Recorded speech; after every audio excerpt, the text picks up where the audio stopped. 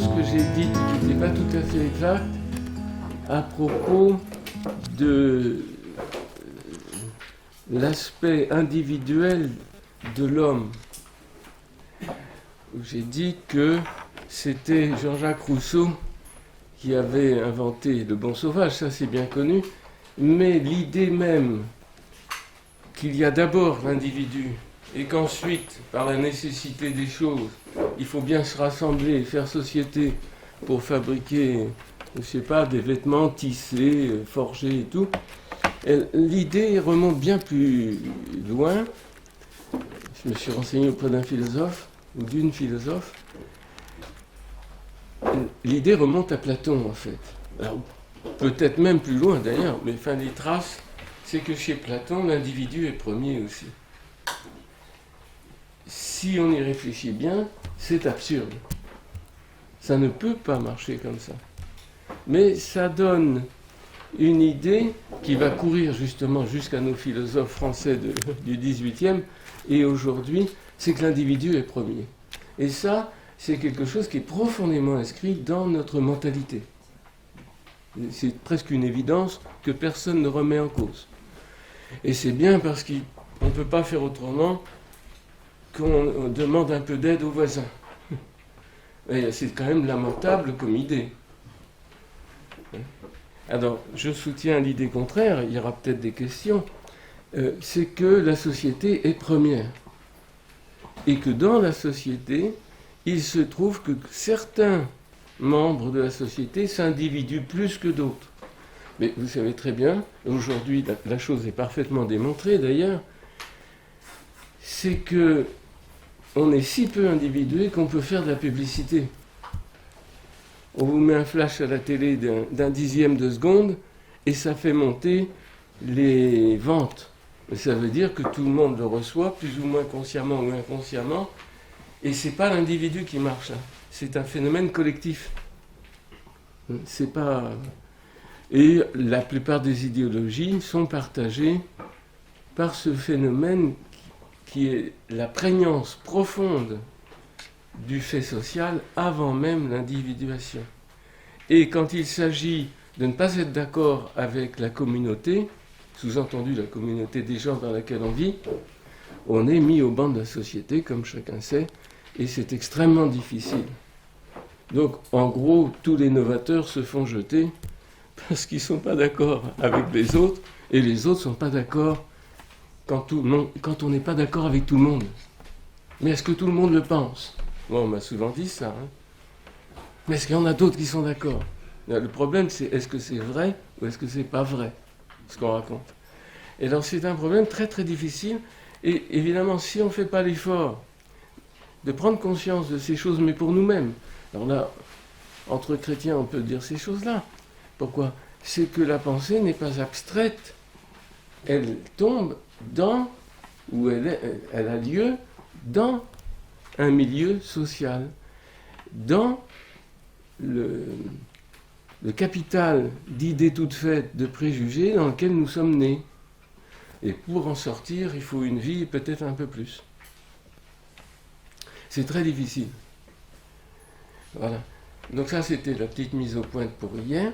Et je fais le résumé, parce qu'il y a encore des gens qui arrivent. Donc hier, je suis parti d'une conférence du professeur Prochians, qui est un éminent savant, et qui parle de l'homme comme d'un animal qui n'est pas tout à fait comme les autres. Qui n'est pas comme les autres. C'est le titre de sa conférence. Alors c'est très bien. Alors en quoi n'est-il pas comme les autres ? Je résume. Parce qu'il a un cerveau avec un néocortex de 1500 cm3. Voilà. Donc, alors que les pauvres singes n'en sont qu'à 500 cm3, quelque chose comme ça. Alors, est-ce que c'est suffisant pour distinguer l'homme de l'animal ? Certainement pas. Et effectivement, des anthropologues comme Franz de Waal, qui est aussi connu sur la place, dit qu'après tout, les singes pensent, font même des projets pour l'avenir. Alors, comment on le sait ? D'abord, c'est des hypothèses. Deuxièmement, c'est dans le contact avec l'homme. Donc il y a de grandes chances que ce soit des anthropomorphismes costauds, c'est-à-dire des projections purement et simplement. Autre phrase, je fais toujours le résumé d'hier, c'est que le grand reproche qu'on peut faire à toutes nos théories, quelles qu'elles soient, c'est d'être des anthropomorphismes. Alors, chacun sert la chose à ceux avec qui ils ne sont pas d'accord. Mais on peut se le servir mutuellement, parce que je ne vois pas comment un homme peut faire autre chose que de l'anthropomorphisme. Puisque c'est par sa pensée qu'il va construire des modèles, même en physique. Et d'ailleurs, on en change de temps en temps. Ça veut dire que c'est bien l'homme qui les fabrique. Et ça colle plus ou moins avec l'expérience. Et je rappelle une autre chose pour mettre dans l'ambiance. C'est ce que Einstein disait, qui n'est pas très connu. Il dit « Il n'y a pas de chemin de l'expérience à la théorie ». Et ça, c'est difficile à comprendre. Parce que nous avons dans la tête le préjugé inverse, c'est qu'il ne peut y avoir de théorie que par abstraction de l'expérience. Ça, c'est Aristote. Grâce à Dieu, Einstein n'était pas aristotélicien. Enfin, pas totalement. Parce que lui, il voulait géométriser l'univers. Bon, alors ça marche un petit peu, mais pas tout à fait. Parce que l'univers n'est pas géométrisable, tout simplement. Alors ça, on peut le démontrer. Mais lui, il voulait, par exemple, qu'il n'y ait pas d'aléatoire. Non, Dieu ne joue pas au dé. Alors, comme on est à la cour de récréation, quelque part, moi je réponds, mais si, mais si. Comment l'homme qui arriverait à jouer au dé serait plus fort que le bon Dieu qui, lui, n'y arriverait pas? Ça fait bizarre. Comme pour l'histoire de la finalité, donc je fais un petit résumé de nos préjugés pour nous remettre dans l'ambiance. J'ai perdu le préjugé. Finalité. Et la finalité. Exact. Donc la finalité, vous savez qu'en science, on a jeté ça aux orties. On ne peut pas réfléchir avec des causes finales. Ça fait un moment. L'ennui, c'est que, donc il n'y a que la nature, nous sommes des êtres de nature, donc, je cite, dans la nature, il n'y a pas de finalité, sauf qu'elle produit l'homme, qui ne peut rien faire sans avoir une intention quelconque, une finalité. Parce que poser un acte sans en avoir la fin en vue, donc avoir une cause finale, eh bien c'est être insensé. L'Écriture parle des insensés, justement, la sagesse et l'insensé. Donc faire un acte dont on ne sait pas à quoi il tend, pourquoi on le fait, c'est être fou. Alors il se trouve que la nature, je suppose que je suis darwiniste et matérialiste et tout, donc il n'y a pas de finalité dans la nature, mais la nature produit quelque chose qui est plein de finalité et qui ne peut pas agir sans finalité. Il n'y a pas une contradiction dans l'air, sauf que peut-être que pour que l'idée de finalité apparaisse, ben justement il faut peut-être un gros cerveau. Et le gros cerveau, il a cet avantage, c'est de faire paraître, dans sa complexité, des choses qui ne pouvaient pas paraître sans cette complexité, puisqu'on parle aussi de complexité. Et qu'est-ce qui explique les choses simples? Un cerveau complexe. Donc la complexité est antérieure à la simplicité. Ça, c'est pour les métaphysiciens. Ils veulent partir du simple, de l'un, pour aller vers le multiple. Ça, c'était l'obsession grecque. Mais c'est une chose strictement impossible et qui conduit à une chimère. Et donc on arrive à un des résultats d'hier, c'est que ce que nous pensons, à un moment, nous devons le décider. La décision, si elle est nécessaire, prouve simplement une chose, c'est que nous avons une régulation de la régulation qui n'est pas déterminée, qui est libre. Potentiellement libre. Alors c'est ça qui met un peu de bazar dans le système. Pourquoi? Parce qu'on peut prendre des décisions qui sont contraires à la loi de conservation du système. La loi de conservation, c'est une régulation des échanges, qui est commune à tous les vivants. Donc hier, j'ai donné une définition du vivant comme ce qui est capable d'avoir une régulation des échanges. Cette régulation n'a pas besoin d'être volontaire ni consciente, elle peut être programmée, programmatique. Et c'est ce qu'on voit chez les amibes, jusqu'aux grands singes et nous-mêmes, beaucoup de nos réactions, jusque dans notre vie affective, qui est commune avec la vie affective des animaux, en grande partie, on verra que les décisions qu'on va prendre au niveau d'intelligence vont colorer en retour même la vie affective, qui ne sera donc pas tout à fait une affectivité animale, et peut-être même une physiologie. Notre corps va peut-être réagir de façon non animale. Mais ça, c'est une étape ultérieure. Et on le voit précisément dans des phénomènes qu'on ne peut pas observer chez les animaux, à savoir le jeûne volontaire, qui est alors une activité spirituelle qui a des conséquences psychiques et physiques. Donc, dans notre intégration du contrôle des contrôles, parce que c'est ça qu'il faut bien comprendre, c'est que nous avons cette possibilité que nous pouvons ne pas exercer, car ça n'est qu'une possibilité. Donc si ça fait partie de la nature humaine, par définition, n'est pas complète. Elle est laissée à notre réalisation. Il faut prendre la barre en main. Sinon, le bateau, évidemment, suit les courants et les tempêtes. Mais avec une barre, on peut même naviguer contre le vent. Donc, contre les pulsions, contre même les lois de conservation. Du coup, on peut faire des erreurs graves et se suicider, par exemple. Donc, c'est la dernière bêtise qu'il faut faire. On rencontre toujours un suicidaire dans sa vie, au moins. Ah, ça y est, je vais me suicider. Je dis, écoutez, faites pas ça. C'est la dernière bêtise que vous pouvez faire. Ah bon ? Ben oui, parce qu'après, ça ne sera plus possible. Donc, conservez un peu de temps pour faire d'autres bêtises. Voilà. Parce qu'on va d'erreur en erreur, vers des erreurs toujours nouvelles, pour paraphraser un peu Saint Grégoire de Nice. Mais c'est un avantage colossal.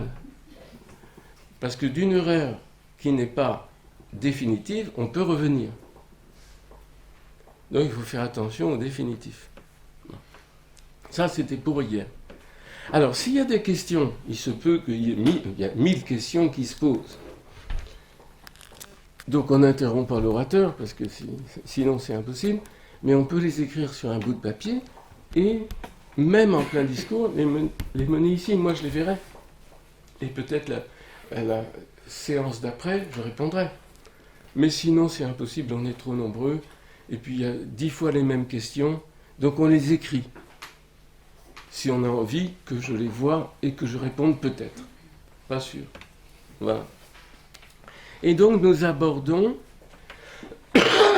notre deuxième étape. Excusez-moi. J'ai soif avant d'avoir parlé ce matin. Bon. Voilà. Nous apportons la différenciation de la nature humaine. Donc on a fait une étape très importante hier en disant que la nature humaine existe. On le distingue bien de l'idée de l'espèce. J'espère que c'est bien clair maintenant. Il y a l'espèce humaine, qui est parmi les espèces animales, on est bien d'accord. Mais la nature humaine, justement, se distingue radicalement par quelque chose qui est le contrôle du contrôle. Et c'est placé donc devant le choix d'utiliser sa propre intelligence, soit pour améliorer les conditions d'existence, et ça c'est ce que tout le monde fait a priori, parce que c'est la continuation du programme. Le programme, c'est de se conserver. J'ai une intelligence libre, mais je peux utiliser à améliorer le programme. C'est ce qu'on fait, par exemple, en faisant de la médecine. Voilà. On ne se contente pas de réagir à la maladie, on essaye de trouver des médicaments, enfin, des choses comme ça, bon, qui sont plus ou moins bons, mais justement, c'est à tâtons tout ça. Donc là, on prolonge simplement le programme de la vie animale, dont le contrôle des échanges assure la conservation. Mais corrélativement à cette conservation, on peut aussi entreprendre d'user de son intelligence pour établir une relation avec sa propre source. Donc c'est ça un choix radical. Je me découvre une certaine intelligence dont je ne sais pas d'où elle vient, et je peux l'utiliser pour améliorer la situation. Donc les chemins sont mauvais, je vais les paver, et je vais faire des routes romaines. Hein. Et effectivement, c'est très utile. Et puis j'ai envie d'aller sur la Lune, et ben, je vais faire des équipes de scientifiques, beaucoup d'acier et beaucoup d'intelligence, et on va y arriver. Mais est-ce que ça exauce la nature humaine? Non. Les fourmis en font autant, à leur manière, quand elles construisent leur termitière ou je ne sais quoi. C'est des architectures extraordinaires. Et donc là, l'intelligence libre de l'homme va être utilisée à simplement perfectionner des choses qui sont de l'ordre de la régulation ordinaire. Donc la distinction dans nos actes de ce qui relève vraiment de cette nouveauté qui s'appelle la nature humaine, qu'il faut mettre en œuvre pour qu'elle existe, elle n'existe pas a priori. Ce qui existe a priori, c'est sa possibilité. Et c'est pas rien. Simplement d'avoir une possibilité. Alors, il faut s'éveiller. Oh, éveille-toi, ô toi qui dors, relève-toi d'entre les morts. C'est-à-dire, tu as la capacité de t'éveiller, mais il faut que tu le veuilles. Donc, on va être affronté à cette question, c'est que pour utiliser vraiment notre intelligence humaine, il va falloir le décider. Et c'est pourquoi dans l'Écriture sainte, par exemple, on trouve partout « Je présente devant toi la vie et la mort, choisis donc la vie ». Mais on n'a pas besoin de dire ça à un chien. D'ailleurs, on ne peut pas lui présenter la vie et la mort, il vit, point. Et il a des régulations, il a déjà son intelligence olfactive et tout, sa mémoire et tout, même des affects, parce que les chiens vous aiment bien, si vous les aimez bien, parce qu'ils savent vous rendre l'appareil. Hein. Si vous détestez un chien, il va vous détester rapidement. Hein? Hein? Mais à un homme, on peut lui dire « Je te présente la vie et la mort, choisis donc la vie. » Ah bon? La vie doit être choisie? Pas la vie animale. La vie animale, elle nous est donnée. Après, ça va tant bien que mal, bien sûr. Mais il n'y a rien à choisir. Et comme disent les petits teigneux, moi, je n'ai pas demandé à venir. Mais bien sûr, il fallait qu'on te mette au monde pour que tu dises quelque chose, et même une bêtise de ce genre. Il a fallu que tu reçoives un cadeau. C'est la vie animale. Parce qu'on ne devient homme que si on choisit la vie. Or, la plupart des hommes n'ont jamais choisi la vie. Donc, ils sont dans la déprime maxi. Ils n'ont pas choisi. Ils subissent. Et ils essayent d'utiliser leur intelligence pour que ça aille moins mal que d'habitude. Voilà. Pas du tout pour que ça aille bien. Puisque pour avoir une idée du bien, il faut se lever le matin. Mais nous, on a une idée de ce qui nous fera le moins souffrir possible. Ça, c'est l'idéologie actuelle. Hein. Le bonheur. Pas souffrir. Et pourquoi donc? Les animaux refusent la souffrance, bien sûr. Si ça fait mal, ils s'en vont. Ou ils agressent. Nous, on va pouvoir faire quelque chose de la souffrance. Mais je vais trop vite. Ça, c'est à la fin des fins. Bon. Et donc, voyez ce choix fondamental qui se présente quand on prend conscience que nous avons une intelligence potentiellement libre. Même si, dans ses contenus, il y a une foule de préjugés Mais dans les préjugés, il y a des choses justes. Il y a des préjugés vrais et des préjugés faux. Il va falloir discerner. La plupart des gens connaissent, je ne sais pas quoi, la rotation de la Terre autour du Soleil. C'est simple. Hein. On voit strictement le contraire expérimentalement. Parce que moi, je vois le Soleil se lever le matin et se coucher le soir. Et on ne me fera pas démordre de ce que je vois. Bon, quand on fait un peu de réflexion, on se dit, mais c'est l'inverse. Donc, il va falloir lutter contre le préjugé expérimental que j'ai. Comme c'est plus efficace, ma foi, je vais adopter la théorie. Qu'il ne faut pas exagérer non plus. Parce qu'autour de quoi ça tourne? Et pourquoi ça tourne? Ça, les physiciens n'ont encore jamais expliqué pourquoi ça tourne. Ça tourne. Ah bon? Comme chez l'homme, ça pense. Mais pourquoi ça pense? Hein? Ou ça rêve, comme disait Lacan, ça parle. Mais pourquoi ça parle? Voyez, on va y arriver. Autrement dit, la nature humaine s'établit dans le dialogue d'intelligence à intelligence. Parce qu'on découvre tout d'un coup qu'on ne peut pas être intelligent tout seul. Ça n'a pas de sens. Alors, comme disent les philosophes, dans leur jargon, l'intelligence est dialogique. Mais oui, mais certainement. Dialogue qui instrumentalise les langages d'échange, parce qu'il y a des langages qui n'ont pas besoin d'intelligence pour exister. Tous les langages animaux n'ont strictement pas besoin d'intelligence. Langage affectif, je ne suis pas content. Il n'y a pas beaucoup d'intelligence à faire ça, mais tout le monde comprend. Ou un sourire un peu séducteur, tout le monde comprend. Pourquoi? Ça, les animaux savent en faire autant. Hein. Et peut-être mieux que nous. Parce que nous, c'est troublé, parce que quelque part, il y a une liberté en jachère, et peut-être l'intervention d'autres intelligences, puisqu'on est capable d'être en contact avec elles. Ces autres intelligences, vous avez compris, c'est les anges et les démons. Parce qu'il y en a des bons et des mauvais, ce qui est bien ennuyeux. Ainsi se fonde la capacité de l'homme à parler. On instrumentalise, par exemple en ce moment, c'est ce que je suis en train de faire, ma bouche, mon corps, tout mon corps, et quelques neurones aussi, j'espère, et mes gestes, pour pouvoir transmettre quelque chose. Mais vous voyez, vous entendez des sons, vous voyez des gestes, il faut que vous décryptiez tout ça, que vous l'interprétiez, et vous entendez ce que vous êtes capable d'entendre, et non pas du tout ce que j'ai dit.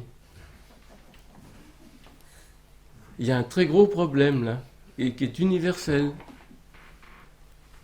Mais moi, je fais une hypothèse, comme on fait d'habitude, c'est que peut-être quelque chose qui s'est produit dans mon intelligence s'est traduit suffisamment en gestes, en paroles, en circonstances extérieures, pour que ces circonstances produisent le chemin inverse chez ceux qui écoutent. Vous imaginez la complexité du système. Alors on fait comme si c'était simple. Comme s'il allait de soi que si on a entendu, on a compris. Alors c'est le quiproquo universel. On entend ce qu'on a bien envie d'entendre, ce qu'on peut entendre. Que moi je dis ce que je peux dire. C'est tout. Et il y a quelque chose de mystérieux derrière ça. C'est peut-être que ça marche, un peu. Dans quelle mesure, on n'en sait rien. Et qu'il y a effectivement, peut-être, une communion d'intelligence à intelligence. C'est pas la peine de parler à autrui si on ne fait pas cette hypothèse-là. Ou alors, on est dans la brutalité des affects. Ah, il est gentil, ou ils sont méchants, enfin, etc. Dès que l'homme parle, et il n'y a pas d'homme sans parole, sauf accident, bien sûr, il entre dans une relation NR. Alors, qu'est-ce que ça veut dire? Les relations, la plupart que nous connaissons, sont des relations binaires. Par exemple, le verre d'eau est sur la table. Donc, il y a un verre, une table. il y a deux termes, une relation. La relation, c'est être sûr. C'est dû à la gravitation, tout ce qu'on voudra. Bon. Alors je fais faire attention, parce que c'est un instrument de pensée qui est très important. C'est qu'on conçoit très facilement des relations binaires, puisque on y est habitué tous les jours. Et en science aussi. Mais on peut généraliser la chose. Et donc, faire des relations ternaires, avec 3 termes, et une relation. Avec 4 termes, avec 5 termes, avec n termes. La parole, si on écoute un peu, si on regarde, c'est quelque chose où il faut un locuteur et au moins un auditeur. Ici, pour l'instant, parce que c'est forcément réciproque quelque part, il y a un locuteur et 40-50 auditeurs. Donc c'est une relation NR. C'est pas une relation binaire. Chacun peut le vivre comme une relation binaire, parce que c'est moi qui écoute, c'est l'autre qui parle. Pardon. Oui, mais on est... Non. Parce que c'est la même parole qui est adressée à 50 personnes. Alors je vous demande de faire attention à ça, puisque c'est une chose qui va gouverner ce que c'est que la parole. Et comme il y a nécessairement au moins la réciprocité possible, d'où la petite question à l'occasion, pas tellement pour comprendre, mais pour dire mais je suis là et moi aussi je peux causer. C'est surtout ça les questions. Non, parce que pour pouvoir poser une question intelligente, il faut réfléchir longtemps. Mais vous comprenez bien que c'est pas possible à première audition. Les gamins, on les excite à poser des questions avant qu'ils aient rien compris. C'est absurde. J'ai connu un maître hindou qui s'appelait Swami Shankarananda, qui est mort, Dieu ait son âme, et qui me disait que dans son Inde natale, il avait eu un maître qu'il avait suivi et qu'il n'avait pas eu le droit de poser une question avant 6 ans d'instruction. Alors au bout de 6 ans d'Advaita Vedanta et tout, d'apprentissage par cœur du système et tout, vous avez une question? Alors là, oui, c'est possible. Donc nous, on est nettement plus rapide. Dans le 10e de seconde qu'on a causé, il y a une question. Inutile de dire que c'est de l'ordre réflexe. C'est pas de l'ordre intelligent. Mais si on écrit, déjà, ça donne un petit peu de distance. Ça permet de formuler au lieu de bafouiller, hein, et à être utile peut-être à tout le monde. Bon. C'est pas pour vous décourager, hein. Mais c'est pour prendre conscience des choses. Donc on entre dans la parole et on est dans une relation NR. N, ça veut dire un nombre indéterminé, aussi grand qu'on veut. Et potentiellement, justement, c'est enregistré par exemple, n'importe qui va pouvoir écouter ce discours. Mis sur Internet, après tout, tous les francophones, et même à Moscou, pourront écouter ce discours. Ou au fin fond de l'Amérique du Sud. Enfin, partout, j'ai des amis, quoi. Parce que les autres, ils s'en fichent éternellement, hein, de ce qu'on raconte. Enfin bon. La parole, donc, est cette relation actuelle ou potentielle. Il y a les deux. De tout homme envers tout autre homme. Elle n'est pas toujours en acte, la parole, mais elle est toujours possible.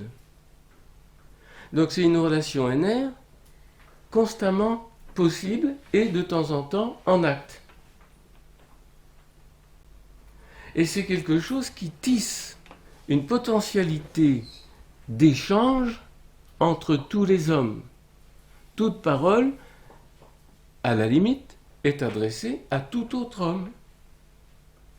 Quand je dis homme, j'entends tous les membres de l'espèce humaine. Hein. Parce que j'ai montré hier que parler des humains est parfaitement ridicule. Je ne recommence pas. Donc la parole, c'est quelque chose de tout à fait extraordinaire, puisqu'elle est potentiellement adressée à tout autre homme. même s'il n'est pas là pour l'entendre. On entre dans quelque chose de tout à fait différent, parce que la relation affective n'est adressée qu'à celui d'en face.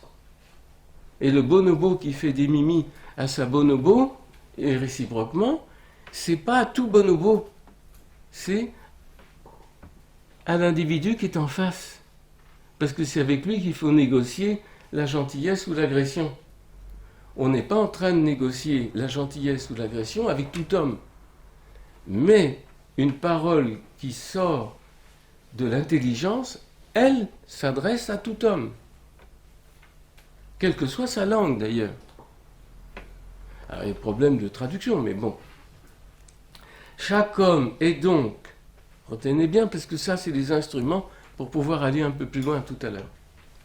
L'esse ad, je prends du latin, c'est plus simple. Esse ad, ça veut dire l'être vert.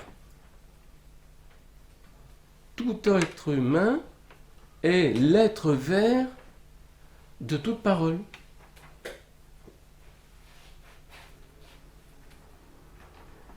Actuel ou potentiel de cette N relation. Heureusement c'est le matin, vous avez l'esprit frais. Ce que je dis est très simple en fait.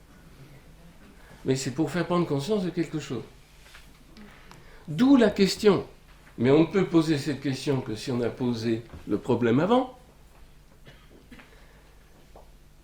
La parole donc, va être une espèce de tissu potentiel, un champ, on dirait en physique, où n'importe quelle intelligence peut entendre une parole qui a été dite dans le passé, dans le présent, et j'ose dire presque dans l'avenir. Mais alors la question est,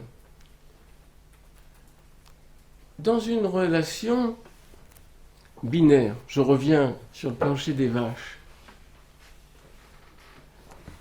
la relation entre le verre et la table. Donc le verre et la table sont les essais ad d'une relation. Il y a la relation vers le verre, c'est la réaction de la table, tout simplement, et la relation du verre sur la table. C'est son poids à cause du champ de la gravitation.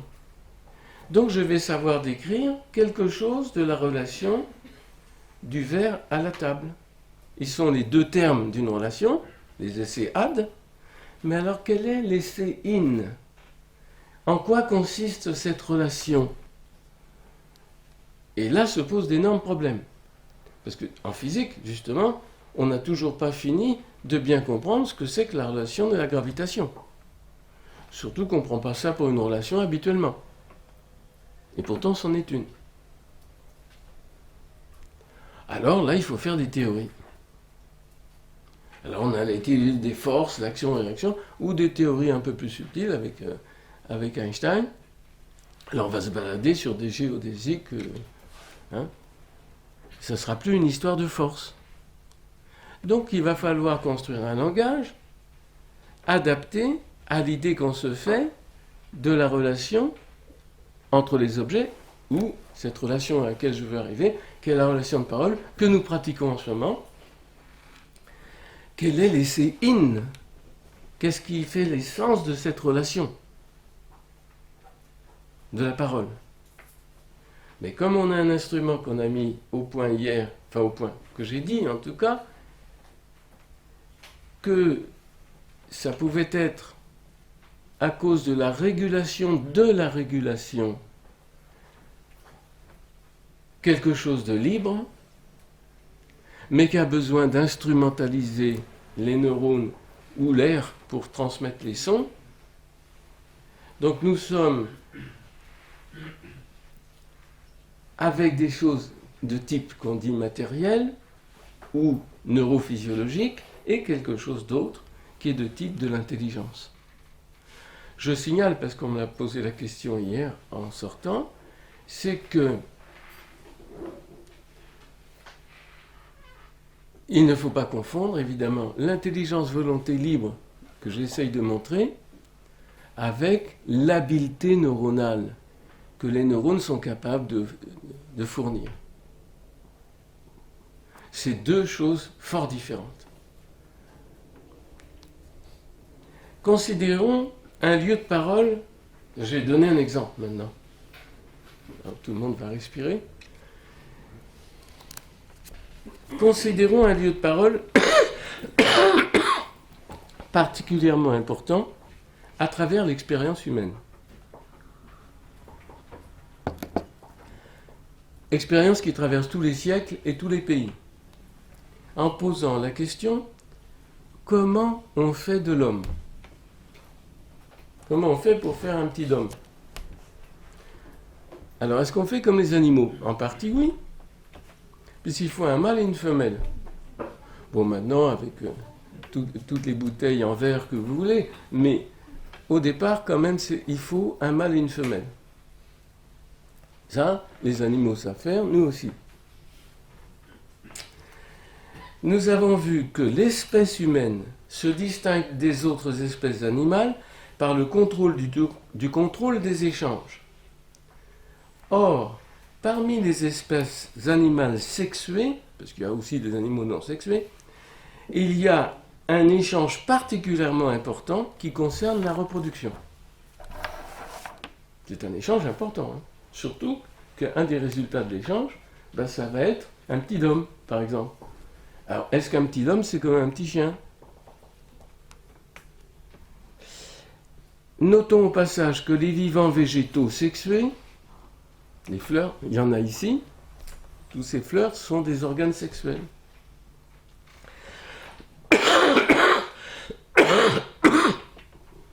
Ça va pas. Ne contrôlent pas les échanges sexuels qui sont soumis à l'aléatoire des vents et des insectes.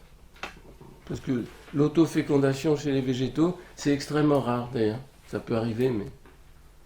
Donc ils ont besoin des insectes, ils ont besoin du vent, l'aléatoire.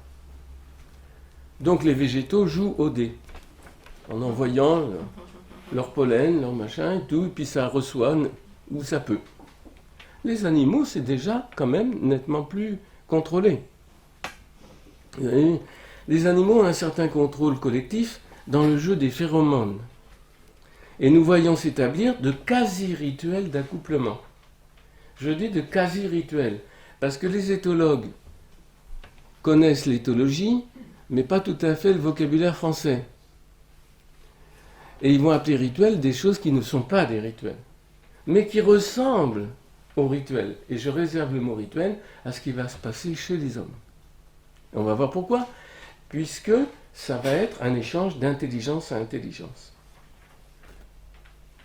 Eh bien, il y a des choses qui ressemblent déjà chez les animaux. Il y a des parades nuptiales et tout ce qu'on voudra. Mais qui c'est qui appelle ça des parades nuptiales ? C'est le mec qui les étudie. Eux, ils disent pas « je fais une parade nuptiale ». Hein ? Ils n'invitent pas les voisins, tout, ils mettent pas un habit spécial, je sais pas quoi. Ils font ce qu'ils ont à faire, c'est programmé. Donc c'est quasi, presque. Le langage des éthologues ne manque pas d'anthropomorphisme au sens péjoratif du terme. Mais on ne peut pas faire autrement que de projeter un peu. Bon. Pour faire de l'homme, il faut non seulement un mâle et une femelle, mais il faut aussi une parole. Et ça, dans tous les siècles des siècles, on l'a su. Sauf peut-être aujourd'hui. C'est peut-être pour ça qu'on touche aussi le fond de l'impasse. Parce que j'ai parlé hier de la notion d'impasse. Et quand elle est très longue, on s'aperçoit longtemps après qu'on est rentré dans une impasse qu'on y est. Et ça peut durer des siècles. En l'absence de parole, les membres de l'espèce humaine choisissent donc de se reproduire comme les animaux. Ils obéissent aux hormones ou je ne sais pas quoi. Et de fait, toutes les traditions humaines pratiquent des rituels d'alliance parce que le mâle et la femelle appartiennent d'abord et avant tout à une famille, une tribu. Les mâles et les femelles ne sont pas des isolats qui se rencontrent par hasard dans un brouhaha aléatoire. C'est pas vrai. Et on voit partout que cette rencontre est réglée par des interdits, en particulier les interdits de l'inceste. Allez voir Lévi-Strauss et compagnie. Mais c'est vrai. Chez les animaux, il n'y a pas d'interdit de l'inceste. Ça ne marche pas. Il y a une loi fondamentale interdisant l'accouplement mère-fils, père-fille, frère-sœur. Loi qui d'ailleurs peut être transgressée, ce qui prouve très bien que ça fait partie du contrôle du contrôle. Parce qu'une vraie loi n'est jamais transgressable. La gravitation, vous ne pouvez pas transgresser. Ça, vous ne pouvez pas. Un avion ne transgresse pas la gravitation. Il l'utilise, pas la même chose. Mais puisqu'on peut transgresser une loi, c'est qu'elle relève du contrôle, de l'intelligence libre. Donc les hommes ont toujours fait ça. Alors, attendez, c'est très important. L'alliance de deux familles, quels que soient les modes d'alliance, on fait une danse de ci, une danse de ça, on se roule par terre, on met un habit, on se met tout nu, n'importe quoi, mais on fait quelque chose. Permet la fondation d'une nouvelle famille, transformant ainsi le statut de tous les membres des deux autres familles antécédentes. Et c'est pourquoi l'alliance d'un homme et d'une femme regarde toute la société et que c'est une injure envers la société de refuser ce qu'on appelle le mariage, qui est aujourd'hui monnaie courante. Inutile de dire que c'est un suicide collectif. Cette alliance se manifeste par un rituel d'échange. Alors on échange des biens, on échange des promesses, mais surtout et avant tout, on échange des paroles.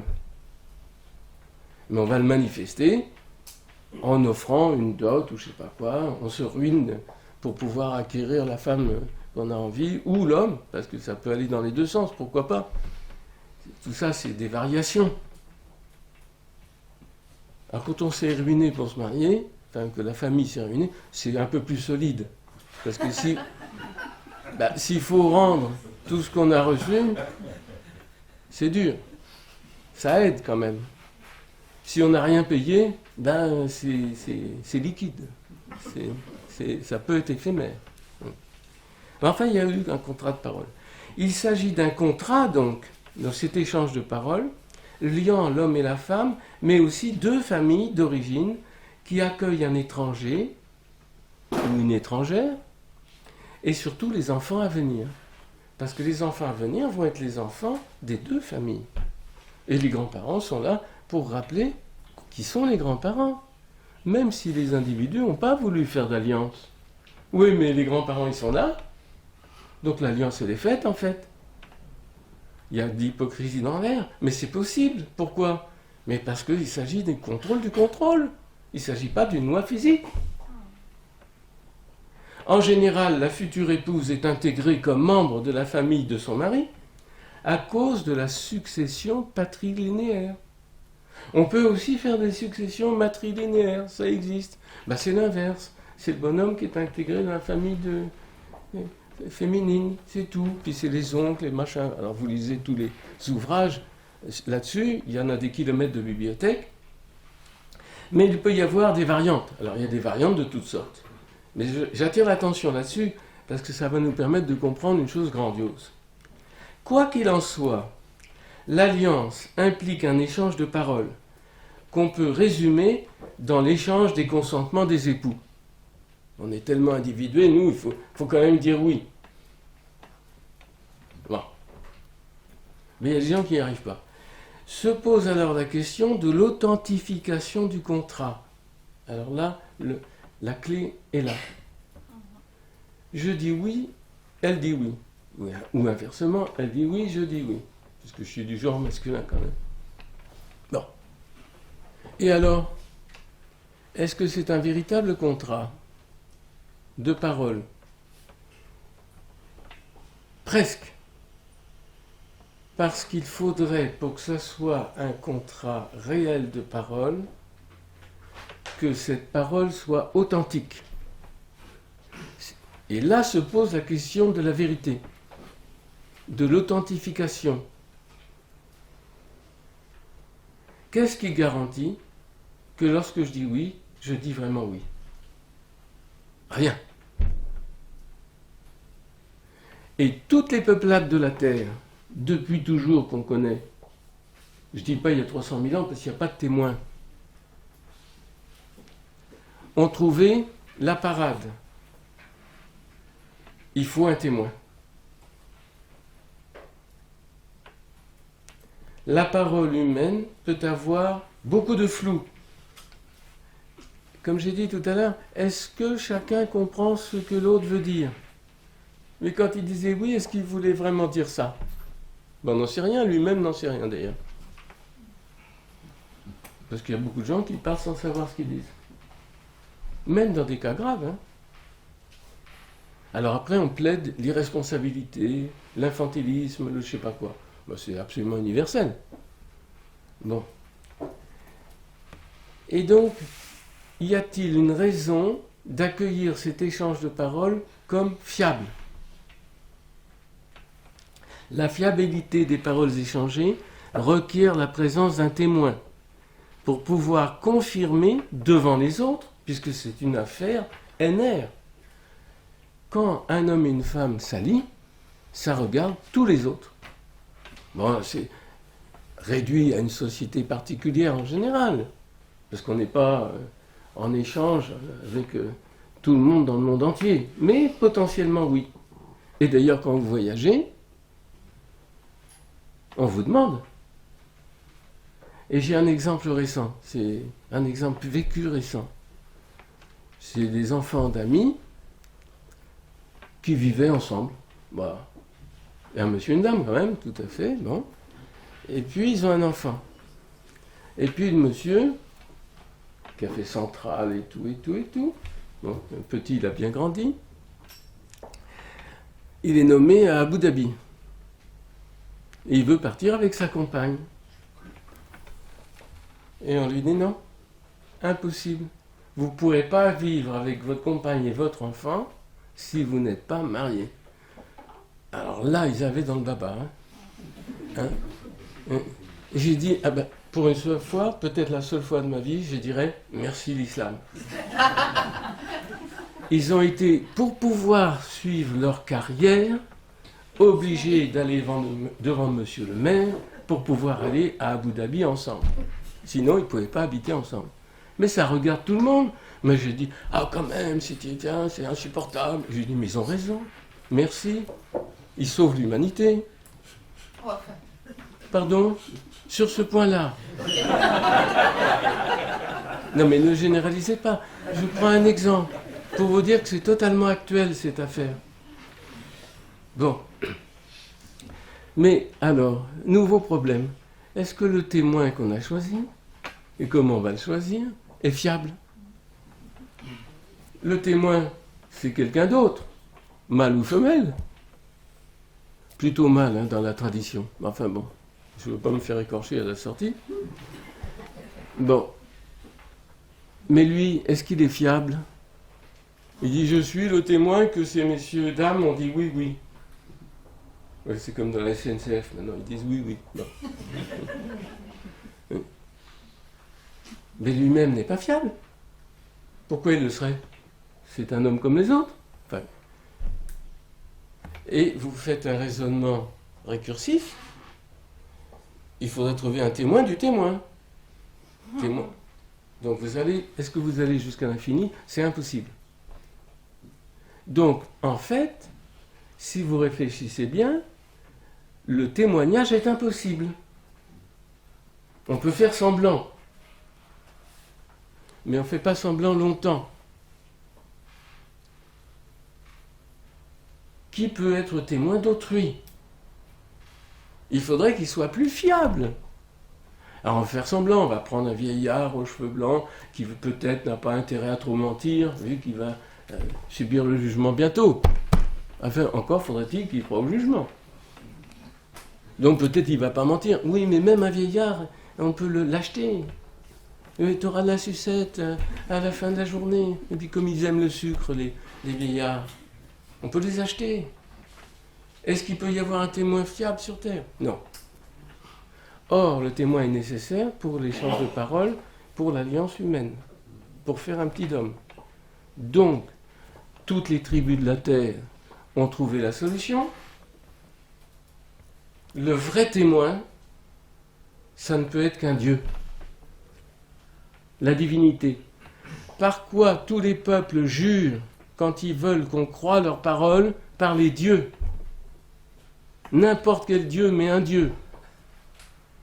Et je dis, c'est une preuve de l'existence de Dieu. C'est que les hommes, pour garantir leurs propres paroles, ont besoin d'une divinité. Gros problème, laquelle? S'il y en a beaucoup. Vous comprenez que c'est un point très important, cette affaire. Il s'agit de la nature humaine. C'est ce qu'a dit Antoine hier. On va chercher qui est l'homme. On va trouver, réponse, ce qu'est Dieu. C'est lié. C'est absolument lié. Mais on a encore beaucoup de chemin à faire. D'où le choix. Le témoignage humain est impossible, ou bien une autre procédure rituelle est possible. Parce qu'il va falloir investir un témoin de l'autorité divine, pas de son autorité à lui. Donc ça requiert un nouveau rituel, qui est le fondement de quelque chose qui est capital dans la nature humaine, la sacerdotalité. Quelqu'un qui va être investi du pouvoir de manipuler les rituels. Et on ne peut pas s'en passer. Donc si ce n'est pas monsieur le curé, c'est l'État. Si ce n'est pas l'État, c'est la banque qui est investie de ce pouvoir. Parce qu'aujourd'hui, les enfants, ils ne se marient plus, on est bien d'accord. Oui, mais ils vont à la banque. Pour faire des prêts, pour faire des échanges. Et puis, il y a les services sociaux. Parce qu'ils déclarent quand même leurs gosses, hein, parce que sinon, s'ils ne les font pas vacciner, ils ne peuvent pas vivre, et je ne sais pas quoi. Donc les rituels sociaux, ils y sont. On a simplement changé de religion. On a changé d'État aussi, d'ailleurs. Et de République, mais on s'en fiche. Mais ce qu'il faut voir, c'est qu'en fait, les rituels sont toujours là. Ils ont changé, il y a eu des variations. Et alors? En effet, aucun des essais-ad, donc les hommes qui reçoivent la parole, de la parole ne peut être plus fiable qu'un autre. Il reste que l'essai-in de la parole doit l'être. Ce qui relie doit être fiable. Or, la seule chose qui peut donner une fiabilité à la parole humaine, c'est la divinité. Donc, il existe une divinité. Ou alors, on choisit que la parole humaine n'ait aucune fiabilité. Mais alors, la nature humaine n'a pas lieu. Il reste l'animalité. Et on a ce choix, mais pas d'autre. C'est pas Dieu ou rien. C'est la divinité ou la barbarie, l'animalité. C'est un choix qui se pose à nos sociétés. Et cet essai-in n'est pas humain, mais au cœur de la parole interhumaine. Si vous avez suivi mon raisonnement, voilà. Tous les hommes l'ont compris et vécu en instituant le serment, faisant appel au témoignage de Dieu. Et même dans l'Écriture sainte, on va trouver qu'il y a des promesses, et puis des promesses faites sous serment, et que Dieu va jurer par lui-même parce qu'il n'y a pas d'autre témoin possible. Ça, c'est dans saint Paul, l'Épître aux Hébreux, pour ceux qui la connaissent. Parce que c'est aux Hébreux, d'accord, que c'était intéressé, mais c'est pour tout homme quand même, si on a compris ce que c'est que la parole. Celui qui jure par la divinité engage sa foi, sa fiabilité, de telle façon que sa parole puisse être crue, reçue, et doit être reçue. On ne peut pas mettre en doute quelqu'un qui fait un serment par Dieu. Et d'ailleurs, même chez les Grecs, c'était puni de mort. quelqu'un, une fois qu'il avait juré par Zeus ou par je ne sais pas quel autre dieu, on ne devait pas remettre en cause sa parole, parce que ça voulait dire qu'il était parjure.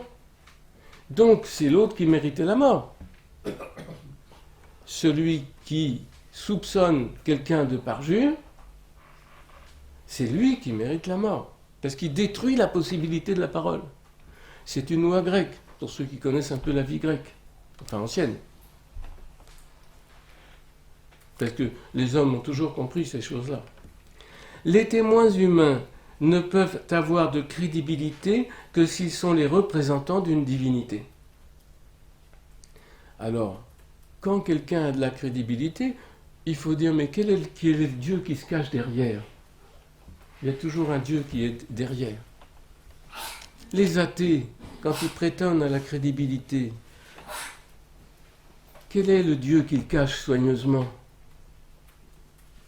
Cachez ce Dieu dont je ne saurais parler. L'athéisme est une hypocrisie fondamentale. Le problème, c'est quelle est la divinité? Parce qu'on peut être hypocrite avec la divinité aussi. Bon. On ne peut jurer que par les dieux.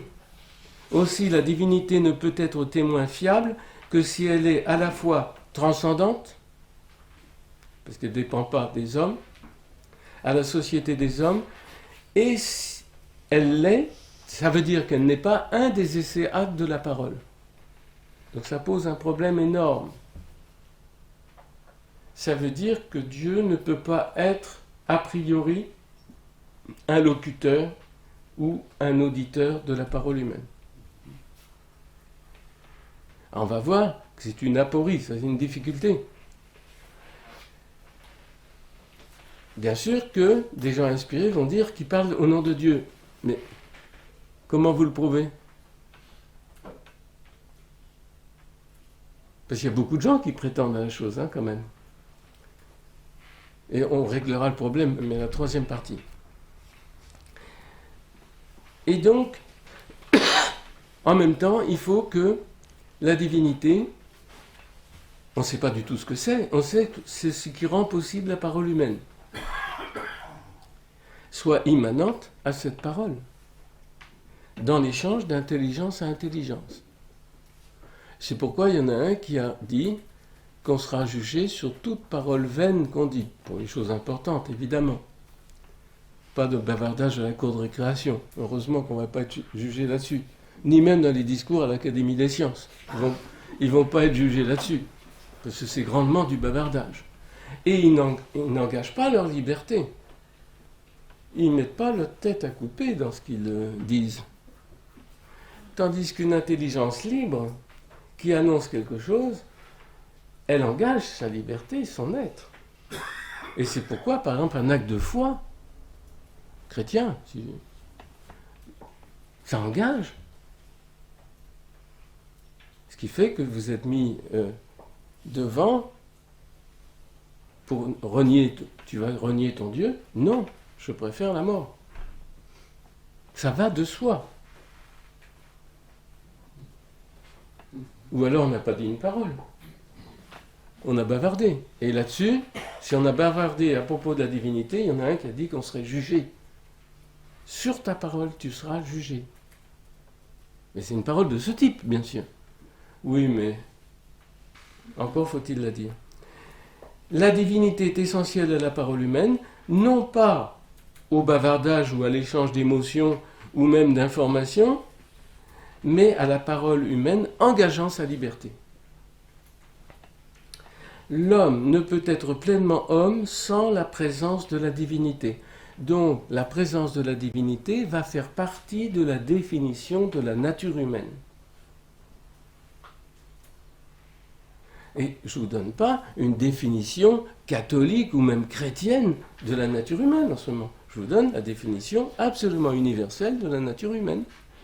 Il se trouve que le christianisme, entre autres, va remplir les conditions. Parce que j'entends souvent ça, il faudrait faire une anthropologie chrétienne. Je dis, vous rêvez? Il faut faire de l'anthropologie tout court, mais vrai. Pas du bavardage sur France Culture. je vous dis que toute parole vaine que diront les hommes, ils rendront compte au jour du jugement, car c'est d'après tes paroles que tu seras justifié et d'après tes paroles que tu seras condamné. C'est dans Saint Matthieu, chapitre 12, versets 35 et suivants. Donc on parle de choses sérieuses. L'homme qui déciderait de sa seule animalité, parce qu'on peut le faire, ça serait auto-contradictoire. Mais on peut être auto-contradictoire, justement parce qu'il y a le contrôle du contrôle. L'homme qui déciderait de sa seule animalité justifie sa propre condamnation future parce qu'il se met en contradiction avec le fait qu'il puisse parler. La nature humaine ne peut se concevoir sans un dialogue d'intelligence à intelligence, ritualisé dans la parole, et la parole humaine implique la présence d'une divinité. Je résume. On comprend dès lors le foisonnement des religions à travers les ethnies et les époques, comme la nôtre aussi, du fait qu'on va vouloir nommer la divinité par laquelle la parole humaine devient l'expression de la nature humaine choisie comme telle. Donc dès que des hommes, consciemment ou non, choisissent de parler et d'être humains, ils professent nécessairement une divinité. Donc foisonnement de religion. Alors, est-ce qu'il y a quelque chose de juste ? Globalement, oui. Localement, non. Il se pourrait que, puisqu'on est capable d'erreur, quand on va vouloir nommer cette divinité et dire en quoi elle consiste, il se pourrait que nous fussions affrontés à beaucoup d'erreurs, beaucoup de chimères. C'est normal. Ça ne peut pas être autrement. Nommer la divinité, il faudrait en avoir une certaine connaissance. Et, nous dit Saint Jean, par exemple, nul n'a jamais vu Dieu. Nous voilà bien. On sait simplement qu'il est le témoin sans lequel aucune parole humaine ne peut être fiable, et qu'en tant que témoin, il est l'essayine de la parole. On sait déjà une chose grandiose. Pour nommer la divinité, dont on ne connaît que la nécessité pour l'homme dans la vie sociale, donc en fait l'homme seul, individu, machin, il n'a pas besoin de Dieu parce qu'il ne cause pas. Il faut imaginer sa relation aux hommes si toutefois l'intelligence humaine décide son autoréférence. On en a parlé hier, ça. Si nous décidons que notre intelligence est autoréférente, autrement dit, elle n'a pas besoin de se référer à autre qu'elle-même. Il n'y a pas d'autre intelligence que l'intelligence humaine. Parce qu'on ne va pas consulter les singes, en gros. Bon. Mais les anges, les inspirateurs, ça, on les consulte. Il y a beaucoup de rituels pour ça, d'ailleurs.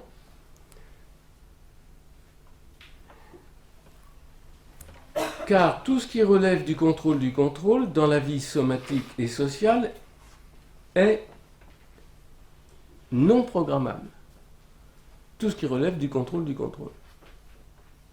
L'intelligence volonté n'est pas identique au mouvement des neurones, ça on l'a déjà dit.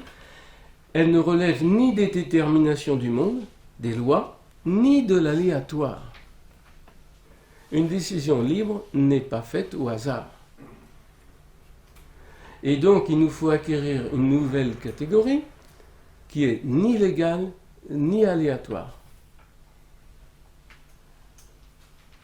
Et donc, j'entre dans une des catégories très importantes de la logique quaternaire, sans le dire, enfin en le disant. Elle est libre. Vous voyez, comme la chanson. Il est libre, Max. Il y en a même qui l'ont vu voler. Non, c'est une vieille chanson. Si l'on se contente d'aménager les conditions d'existence pour survivre, de faire des routes, des supermarchés et aller sur la Lune, on n'a pas besoin de l'intelligence libre. On a besoin d'un bon fonctionnement neuronal.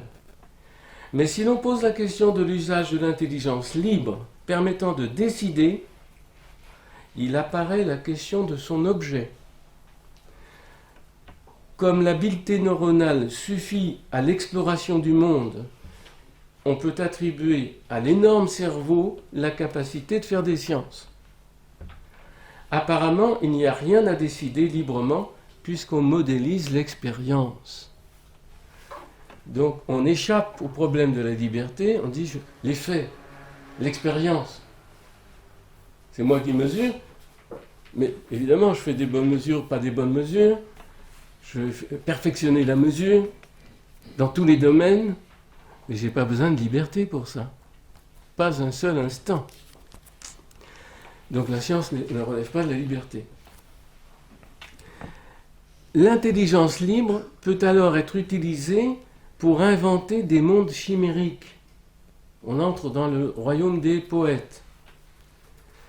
Et entrer dans un rêve sans rivage. D'où le foisonnement des religions. Ou bien peut-elle décider que son objet serait de connaître le témoin nécessaire à la parole. Parce que ça oriente l'objet de l'intelligence libre. Elle se met donc en quête de ce qui fonde la vérité, plus intime à elle-même qu'elle-même.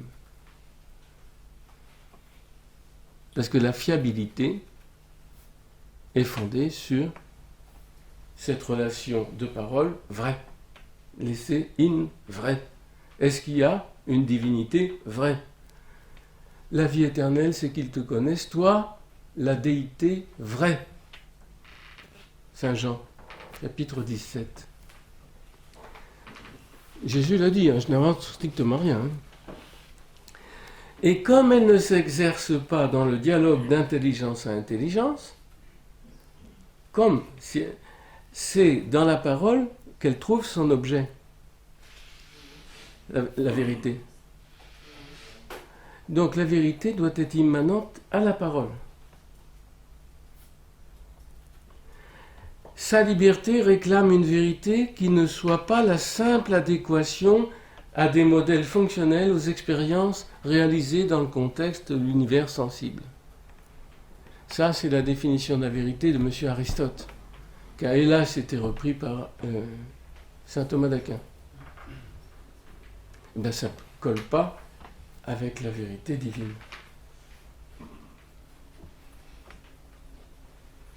Il lui faut une vérité qui l'éclaire sur elle-même, l'intelligence.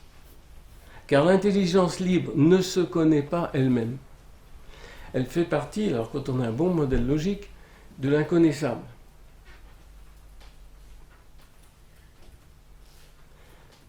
Ce que tout le monde soupçonne plus ou moins, il faut que l'œil ne se voit pas lui-même pour pouvoir voir autre chose quand même. Eh bien, l'intelligence ne peut pas s'auto-apercevoir. S'il y a un mystère profond en nous-mêmes, c'est notre propre intelligence, que nous ne connaissons pas. Donc, il ne faut pas se vanter. On dit, moi je suis très intelligent, vous êtes sûr que c'est faux? Ou, inversement, moi je ne sais pas, je ne comprends rien, je ne suis pas intelligent, c'est faux aussi. Tout ça, c'est des manigances affectives. C'est bête. Elle ne relève pas de la causalité du monde. Elle n'a pas d'histoire. Il lui serait contradictoire d'entrer dans l'autoréférence. Parce que l'autoréférence de l'intelligence, c'est l'essence même du péché originel. Je peux le démontrer. D'ailleurs, je l'ai écrit dans un bouquin qui s'appelle « Livre de la création ». Il faut se taper des pages et des pages, mais enfin bon. Son objet est réellement la divinité invoquée pour assurer à autrui la vérité. Rien dans le monde ne peut lui donner une information sur cette divinité. Rien. Donc Dieu n'est pas un objet de science, au sens ordinaire du terme. Aussi, l'intelligence libre humaine entrerait-elle dans le désespoir? C'est l'impasse où nous sommes. Tous les philosophes sont dans le désespoir, le plus absolu. Il y a quelqu'un qui a écrit un très beau livre là-dessus, c'est Urs von Balthasar. Justement, il examine de façon littéraire, mais enfin intéressante, le désespoir chez Kierkegaard et chez Heidegger. Donc la philosophie est arrivée au terme, le désespoir complet, le nihilisme, comme disait Antoine hier. Le désespoir ou la chimère. Parce que l'autoréférence de l'intelligence va procurer le rationalisme. Le désespoir va procurer le fidéisme. Je crois parce que finalement, il y a bien quelque chose quand même. Donc plus bête que ça, tu meurs. Et ces deux erreurs corrélatives condamnées les deux ensemble par la Sainte Église. Le rationalisme et le fidéisme. La foi, c'est tout à fait autre chose. Je rappelle la définition classique de la foi dans l'Église. C'est l'assentiment de l'intelligence à la vérité révélée. Point. Je trouve ça extraordinaire. Je le répète chaque fois que je peux. Je trouve ça, c'est un bonheur de l'entendre. Dans l'assentiment, il y a bien l'aspect volonté, il faut bien désirer quelque chose pour y consentir. Mais en même temps, c'est quelque chose qui est reçu, la vérité révélée. Mais en même temps, c'est quelque chose que je dois intelliger, l'assentiment de l'intelligence. Il faut dire oui, mais à quelque chose qu'on comprend. Parce que oui, à quelque chose qu'on ne comprend pas, qu'est-ce que ça vaut ce oui? C'est que ma mariage, j'ai dit oui, mais je ne savais pas qui c'était. Ah bon? C'est nul. Voulez-vous un tel pour épouse? Oui, mais pardon, qui vous êtes? Votre oui ne vaut rien, même avec des témoins. Dans la foi, c'est la même chose. Qu'est-ce que vous voulez savoir? Ça ne vaut rien si on n'y comprend rien. C'est le grand drame de notre époque. On dit aux enfants, il faut croire parce qu'il faut croire. Ah bon? Ça, c'est pas possible. Aussi, l'intelligence libre humaine entrerait-elle dans le désespoir ou la chimère? On se met à rêver. Donc les dieux, on peut en inventer quand? Alors là, les dictionnaires là-dessus, c'est formidable, vous avez le choix. Hein. Il y a des milliers de divinités qui se ressemblent toutes un peu quand même. S'il n'y avait pas quelque chose qui les soit ordonné venant de la divinité. Donc il y a une chose qui est nécessaire à la nature humaine, c'est la révélation. Sinon, l'intelligence humaine ne peut être que vouée au désespoir, ce qui est contradictoire avec la vie. Donc si vous voulez être vivant et pas désespéré, ou pas hypocrite, parce qu'il y a des désespérés hypocrites, parce qu'ils veulent vivre mais en étant désespérés, mais enfin bon, ça se complique. Eh bien, il faut chercher une révélation. Alors du coup, cette révélation doit nécessairement être du même ordre, à savoir de l'ordre de la parole, s'adressant précisément à l'intelligence humaine, pour lui montrer en quoi et comment elle peut investir son propre usage. L'intelligence humaine n'est pas faite pour aller sur la Lune, enfin fabriquer tous les nains, c'est peut-être utile par ailleurs. Elle est faite pour comprendre ce qu'est Dieu. Il n'y a un seul objet de l'intelligence humaine, la divinité. Un objet propre. Après, on peut l'utiliser aussi pour bien nettoyer ses casseroles. Il y a des récurrents qui récurent mieux que d'autres. J'ai le droit d'avoir un peu d'intelligence là aussi. Mais enfin, c'est pas fait pour ça. C'est un usage surérogatoire. Alors, quand il le devient principal, c'est une trahison. L'homme se trahit lui-même. Nous sommes dans la situation des Grecs, auxquels saint Paul s'adresse. Alors je relis, j'ai retraduit le texte, parce qu'en grec, évidemment, il est mal traduit. Enfin bon. Athéniens, pourtant il parle au grec. Donc c'est le piège. Athéniens, vous êtes en tout, je le vois, alors la traduction ordinaire, les plus religieux des hommes. Alors on regarde un peu, même en grec, ça voudrait dire les plus superstitieux des hommes. Ah bon, c'est déjà autre chose. Bon. Et puis, si vous regardez syriaque, l'araméen, comme on veut, vous voyez, vous êtes les plus voués aux démons. Donc, il commence bien son discours pour se faire aimer, celui-là. Oui, mais le daimon aux esprits, quoi. Et là, c'est tout à fait vrai. Parcourant en effet votre ville et en scrutant, considérant vos monuments sacrés, j'ai même trouvé un autel avec cette inscription à la divinité inconnue.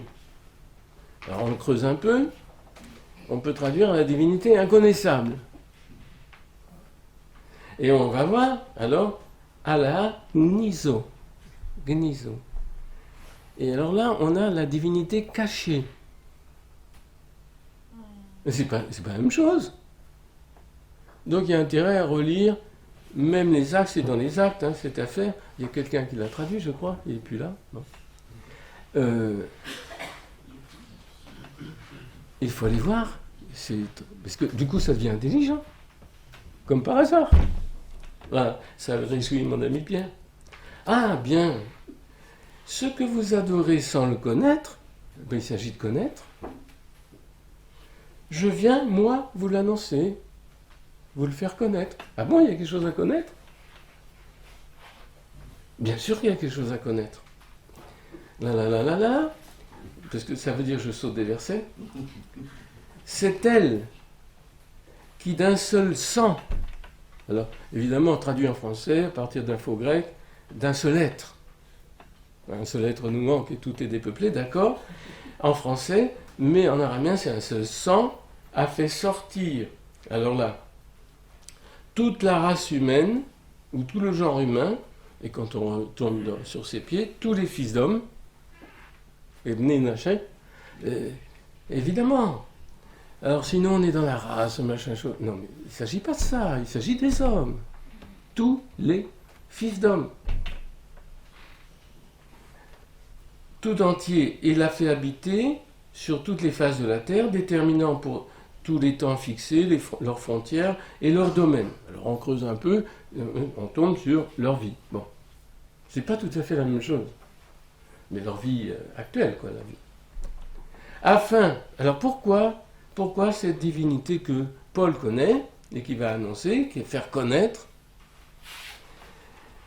pourquoi il les a fait?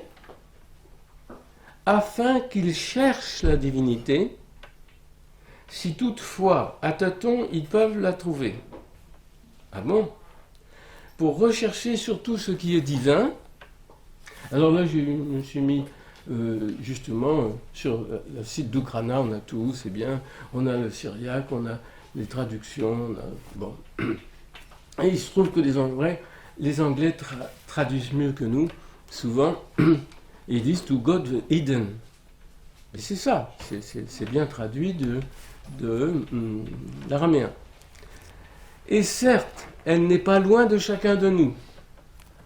Comme disait déjà le Deutéronome. C'est pas au fin fond du ciel que vous devez aller chercher la divinité, c'est pas de l'autre côté des mers, elle est en toi, elle est sur tes lèvres, la parole divine. Et imaginativement, on va chercher dans je ne sais pas quelle transcendance grecque. Non, elle est là. Ben ça, on ne le croit pas, évidemment. Hein? Car c'est en elle, la divinité, que nous vivons, et là, bon, je retraduis directement, que nous nous mouvons et que nous existons chaque jour. Donc, d'après Paul, il n'y a pas à chercher très loin, Dieu est là. Et nous l'éprouvons maintenant. Mais il faut faire un abandon complet d'imaginaire. Il faut faire travailler son intelligence. Et ça, c'est une très grande ascèse. Parce que nous, on aime tellement l'imaginaire. On aime tellement rêver. Des siècles et des siècles, on rêve.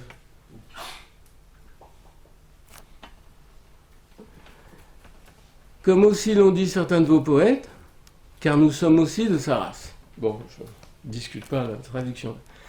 Donc je dis, le texte de la Pshita est plus clair, de telle sorte qu'il s'enquiert de la divinité et la cherche. Qu'est-ce que c'est que la divinité? Ce que nous devons chercher. Qui ne cherche pas n'est pas dans la foi. Il la cherche, et à partir de ces créatures, il puisse la trouver. Et non pas à tâtons, la traduit. Qu'il puisse la trouver à partir des créatures. Je connais qu'un seul grand théologien qui a pris ça vraiment en compte, c'est saint Bonaventure. Contemporain de saint Thomas, ils se sont un tout petit peu disputés ensemble, ils s'aimaient beaucoup, ces deux grands saints, etc. Deux grands mystiques aussi. Et saint Thomas, il a eu une vision à la fin de sa vie. Il voit le Christ, qui lui cause en plus. C'est bien, hein? Et il dit, Thomas, t'as bien parlé de moi. Oui, mais c'est de la paille. Alors moi, je console saint Thomas, qui est au ciel maintenant, mais il a besoin de consolation quand même, parce que c'est de la paille. Je dis, mais la paille, c'est utile pour mettre le petit Jésus dans la crèche. Ouais. Voilà. Et donc, il faut prendre saint Thomas comme la paille du petit Jésus. C'est utile aussi. Mais enfin, c'est pas le manteau sans couture qu'a tissé sa maman. Là, il faut plutôt aller voir saint Bonaventure et autres. Enfin bon, c'est ma piété personnelle que je vous livre. Saint Paul est porteur d'une révélation orale, une parole devant faire connaître ce que les hommes ignorent lorsqu'ils sont livrés à leur propre superstition, même religieuse, même avec la Torah.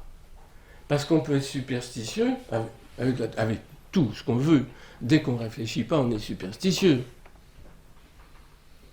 Avec l'évangile, vous pouvez être superstitieux. Avec n'importe quoi. Même avec les mathématiques, vous pouvez être superstitieux. C'est une forme d'esprit. Vous y croyez. Il ne faut pas croire à ce qu'on raconte. Moi, je dis quelque chose qui déstabilise absolument tout le monde, en général.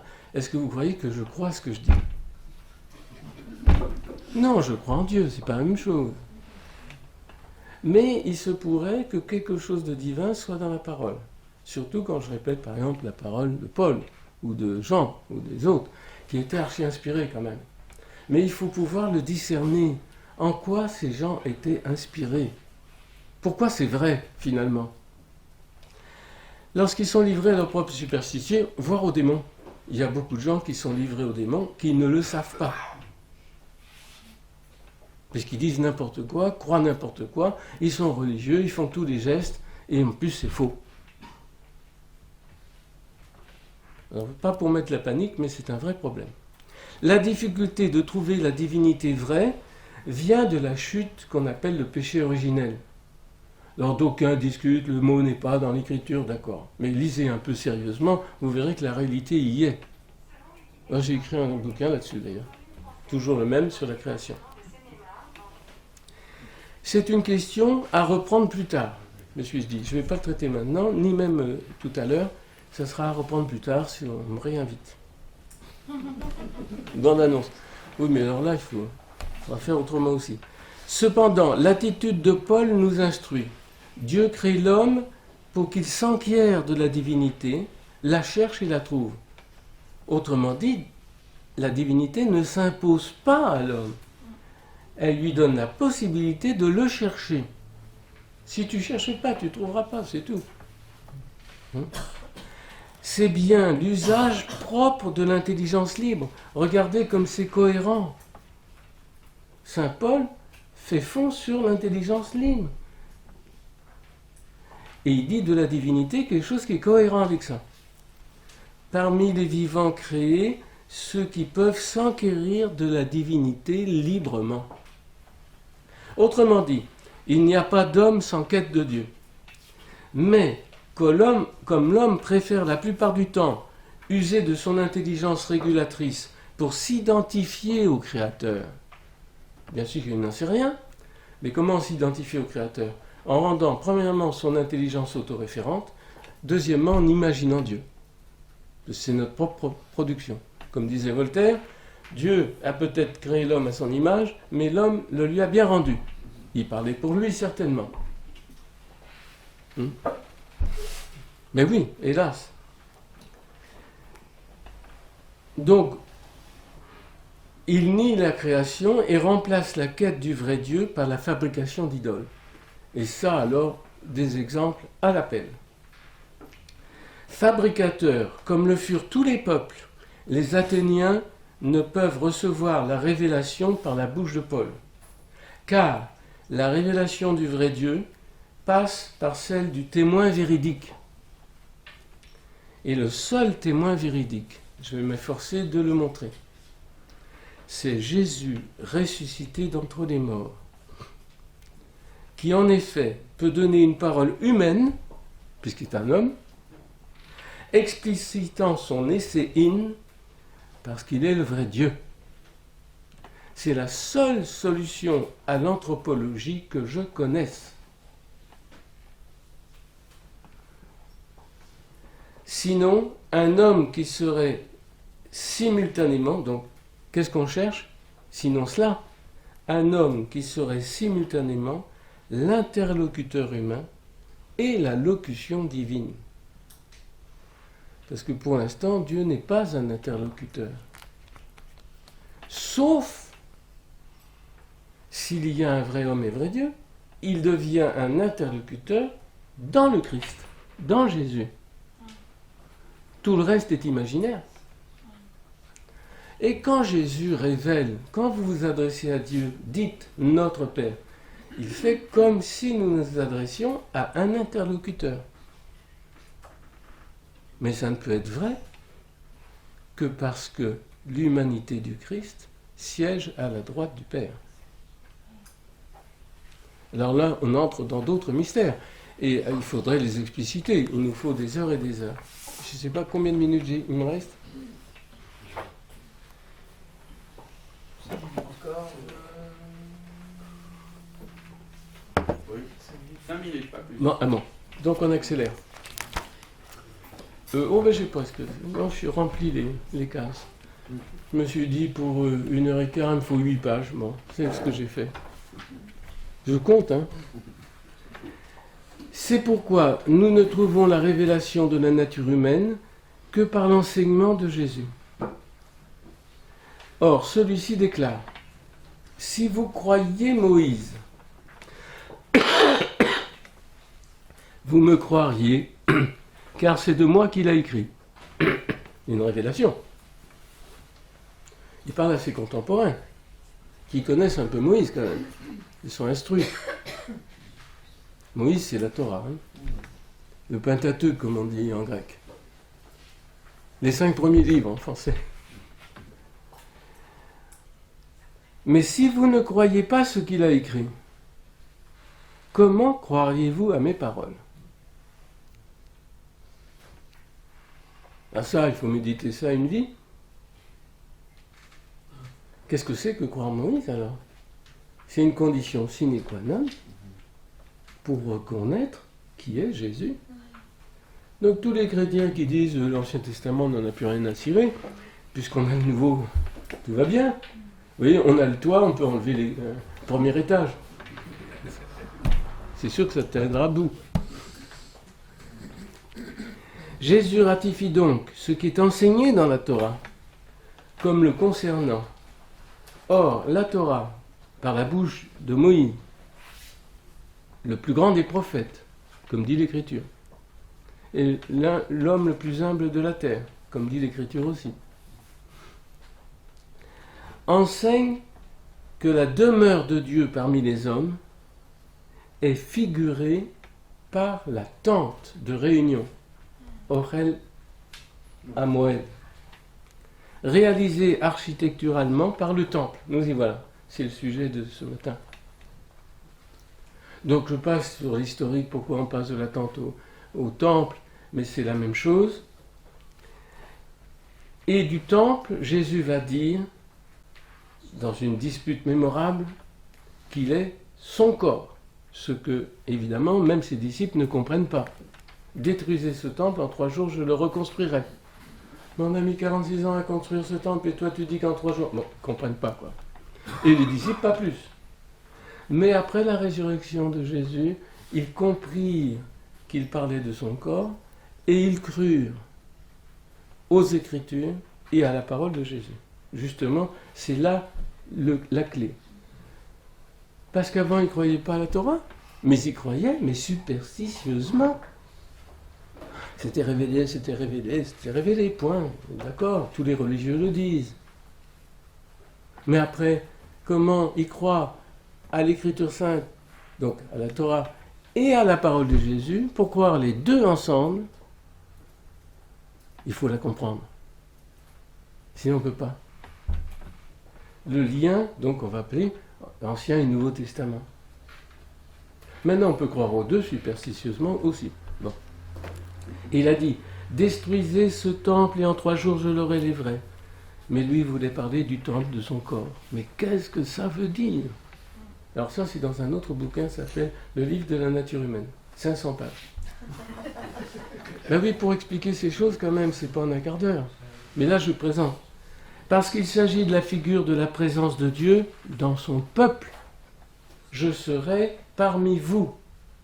Ça ne s'adresse pas à un individu, ça s'adresse à un peuple. Parce que l'homme n'existe que dans un peuple. Et nous, enfin les chrétiens, en principe, sont le peuple de Dieu. Ce n'est pas une religion individualiste. Il ne peut y avoir de peuple sans principe d'unité. Sinon, il y a une masse indistincte, brutale. Ce que les gouvernements s'efforcent de faire pour pouvoir mieux gouverner à leur profit. De réduire les gens à l'état de masse. La manipulation des masses et toutes les techniques de manipulation, même des esprits. Précisément parce que l'homme ne peut accomplir sa propre nature qu'en étant participant au dialogue potentiel de chacun à tous, et parce que cela ne devient possible que s'il fait partie d'un peuple. Mais ce qui forme le peuple n'est pas la somme de ses parties, c'est ce qui lui donne son unité. Je serai leur Dieu, ils seront mon peuple. Qu'est-ce qui est l'unité du peuple? La divinité. Je ne dis pas Dieu parce qu'il y a tellement d'erreurs là-dessus. Hein? La divinité. Il n'y a pas d'unité d'un peuple sans Dieu. Il n'y a que des masses qu'on manipule.